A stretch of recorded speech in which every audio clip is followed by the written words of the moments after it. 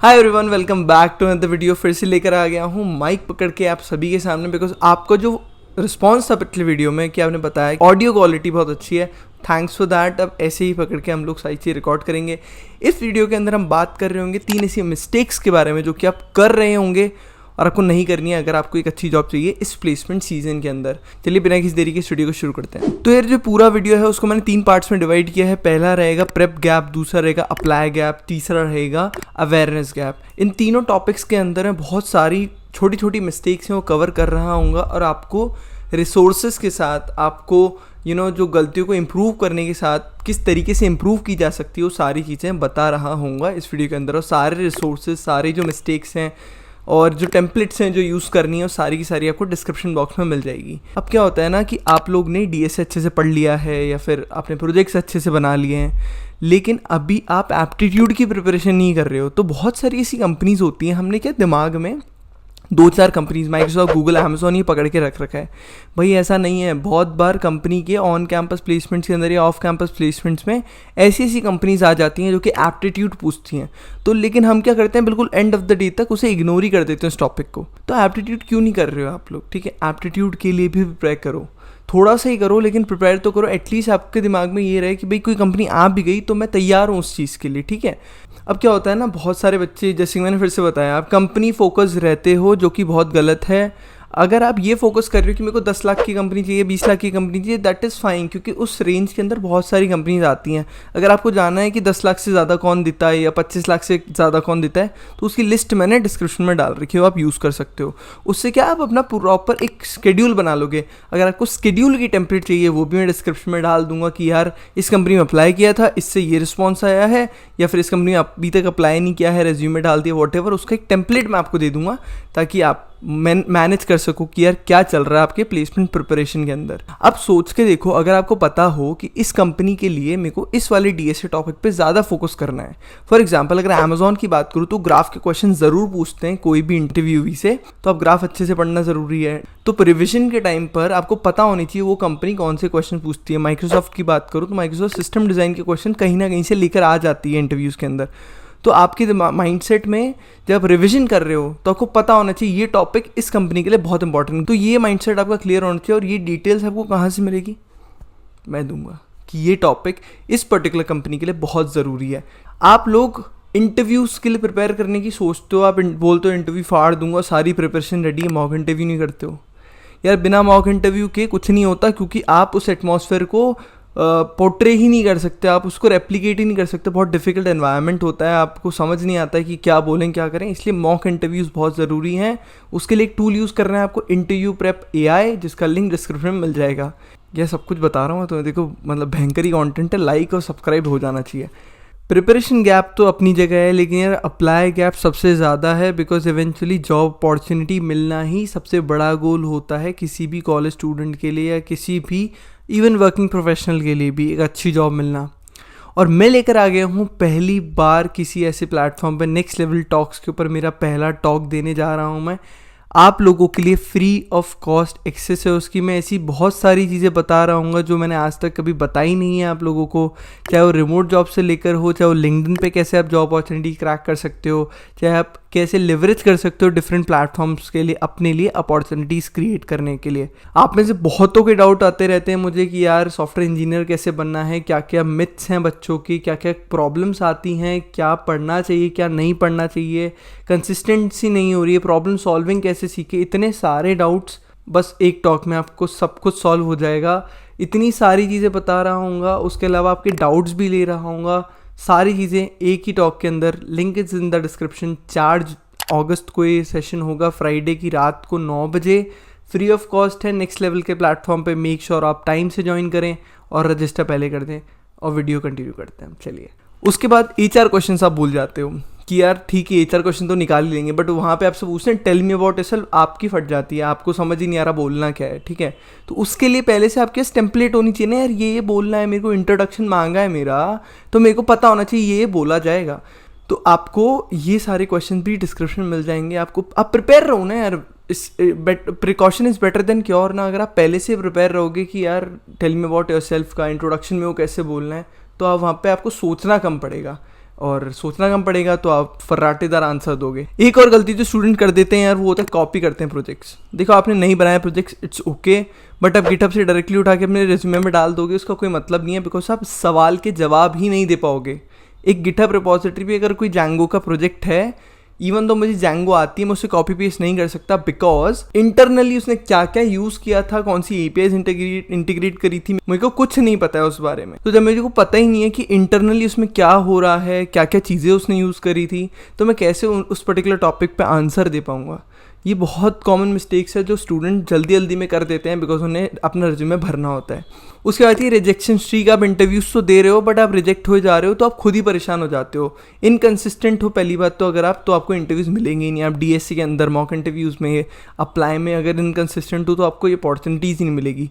पर मिल रही हैं, इंटरव्यूज़ दे रहे हो और रिजेक्ट हो रहे हो बार बार, तो आपको करना क्या है, रिजेक्शन स्ट्रीक को ख़त्म करने के लिए हर एक इंटरव्यू से एक प्लस और एक माइनस लिखो।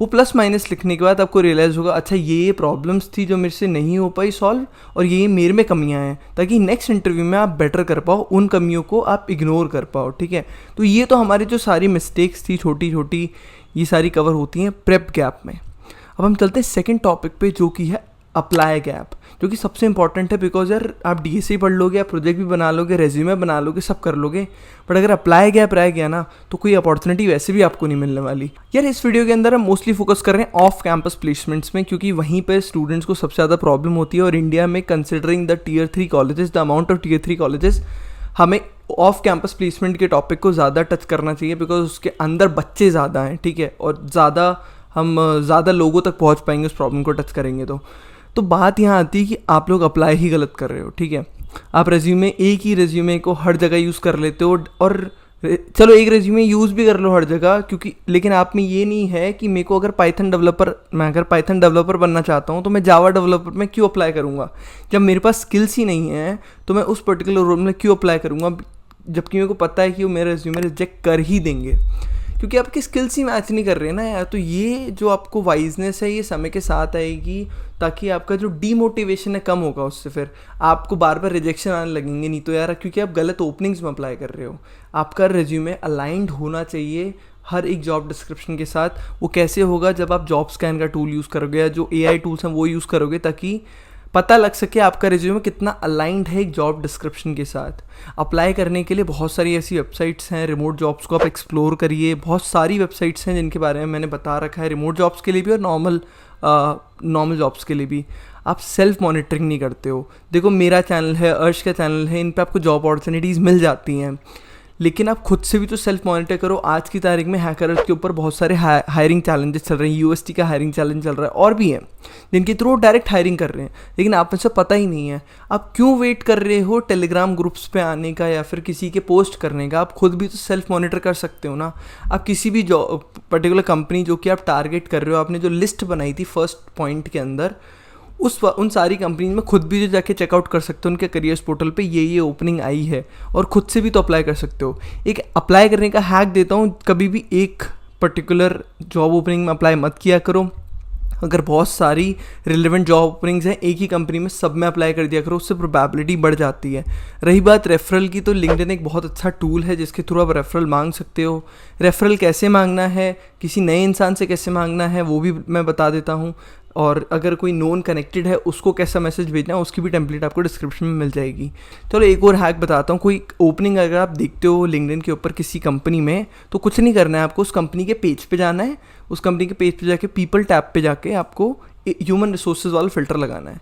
उससे के सारे ह्यूमन रिसोर्सेज वाले लोग आ जाएंगे।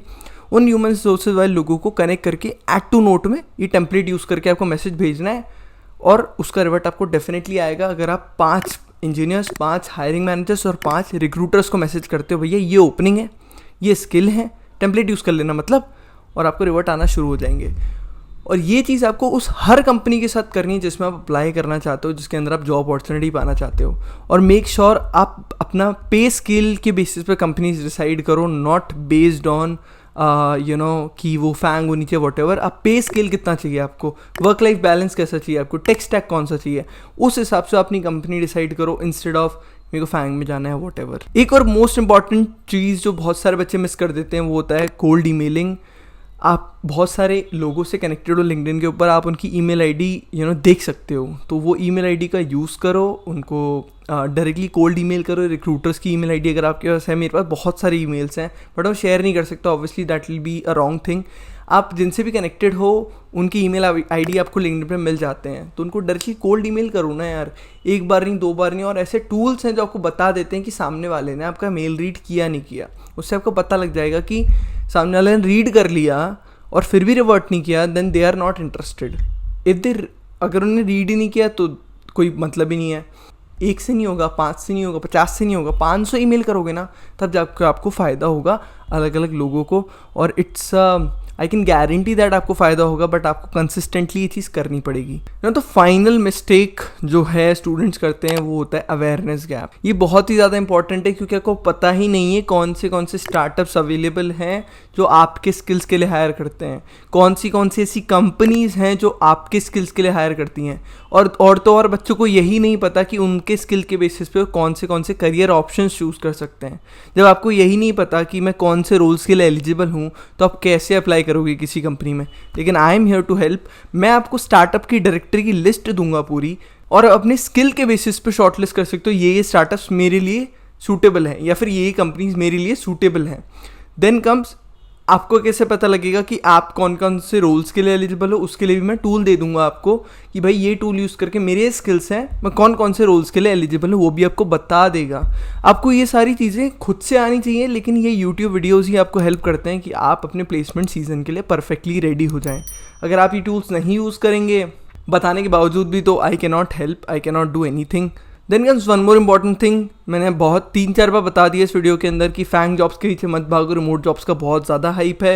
रिमोट जॉब्स कैसे ले सकते हैं, रिमोट जॉब्स होती क्या है, कहाँ से अप्लाई करना है, कैसे अप्लाई करना है, एक चीज़ के लिए वीडियो बना रखे। How to get a first remote job पे वीडियो है, रिमोट जॉब्स की वेबसाइट पे वीडियो है, रिमोट जॉब्स के पर्क्स पे वीडियो है। तो वो सारे वीडियोस आप देख के चेकआउट कर सकते हो यार, सारी चीज़ें जान सकते हो रिमोट जॉब्स के बारे में। उसके अलावा फैंग के रिलेटेड तो पूरा चैनल ही बना हुआ है, ठीक है। फैंग में कैसे जा सकते हैं, क्या क्या प्रिपरेशन करनी पड़ती है, उसकी सारी डिटेल्स आपको इस वीडियो में मिल जाएगी। मेन पॉइंट अवेयरनेस गैप का मतलब ये है कि आपको पता ही नहीं है कहाँ अप्लाई करना है, क्यों अप्लाई करना है, आप किस रोल के लिए एलिजिबल हो। तो वो जो आपको पता लग जाएगा, यू विल बी सॉर्टेड। आपको पता रहेगा, आपको डीमोटिवेशन कम होगा रिजेक्शंस का, क्योंकि अभी आज की तारीख में ऐसी जगह अप्लाई कर देते हो जब आपको पता है कि आपका स्कोप ही नहीं है, ठीक है। तो मेक श्योर करो कि आप एक चीज़ रीड करो, इन सारे टूल्स को यूज़ करो। और आप बोलते हो भैया टाइम ही नहीं मिलता, लॉन्ग प्रोसेस लग जाता है, ओपनिंग बंद हो जाती है, यार आप पहले से शुरू करो ना। और आप ऐसे क्यों करते हो जैसे कोई ओपनिंग मिली, आप बहुत देखो, laziness is a very important thing जो है यहाँ पे आप लोग को अफेक्ट करती है सही जगह पे अप्लाई करने में। आप जाते हो, आप देखते हो भैया ने तो इतनी सारी चीज़ें बोली थी, अब सब करने में तो बहुत टाइम लगेगा, छोड़ो यार डायरेक्टली अप्लाई कर देते हैं। और जो करता है ना वो सारी चीज़ें, वही एक्चुअली फल पाता है, वही एक्चुअली पूरी भीड़ से अलग निकल के उसको जॉब अपॉर्चुनिटी मिलती है। तो मेक श्योर करो ये सारी टिप्स फॉलो करो। आपको कोई भी डाउट आता है, मेरा टेलीग्राम ग्रुप, मेरा इंस्टाग्राम आपके लिए ओपन है, आप चेकआउट कर सकते हो। और नेक्स्ट लेवल का जो सेशन है वो ज्वाइन करना मत भूलना। मिलते हैं ऐसे किसी वीडियो में, तब तक के लिए बाय बाय, टेक केयर।